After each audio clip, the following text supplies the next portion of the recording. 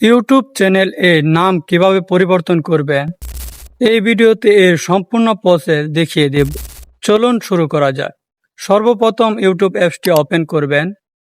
নিচের কোণায় দেখতে পাচ্ছেন ইউ অপশন, এর উপর ক্লিক করবেন। এরপর প্রোফাইল আইকন, এর উপর ক্লিক করবেন।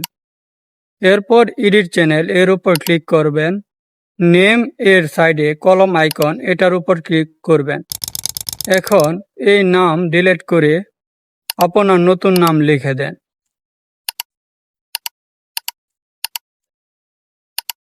লিখে সেভ এ ক্লিক করে সেভ করে দেন। এরপর হ্যান্ডলেট এর কলম আইকনে ক্লিক করেন। আগের হ্যান্ডলেট ডিলিট করে